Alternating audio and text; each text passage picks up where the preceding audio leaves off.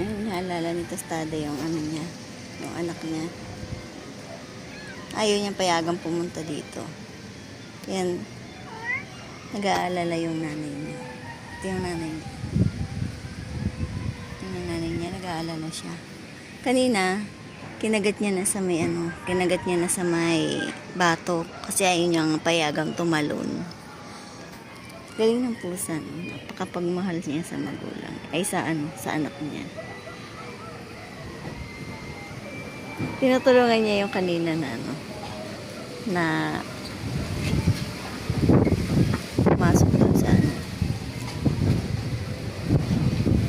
kinahawakan ni Tostada yung ulo ng anak niya para makapasok sa butas. Yun.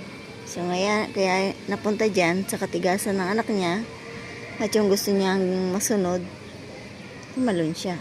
O, yung nanay tuloy, hindi mapakali dahil yung anak niya nandun sa baba. Nag-aalala siya sa anak niya. Kung paano niya papatawirin dito.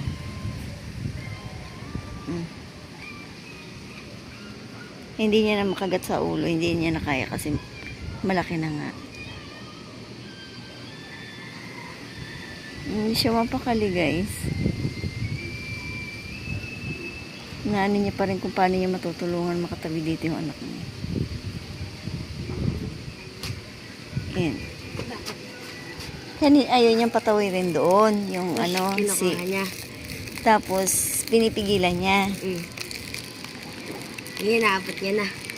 Kinukuha. Ba't ito binibigyan? Ang ginagawa niya kasi, kinakagat niya dito sa batok. Hindi niya na kaya. Yan. Sobrang nag-aalala siya sa anak niya.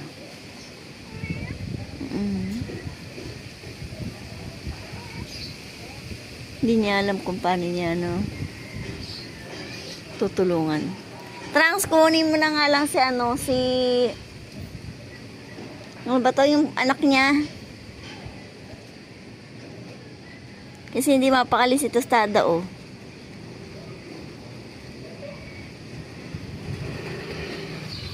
Ayun yung anak niya. Nanay niya, hindi mapakali.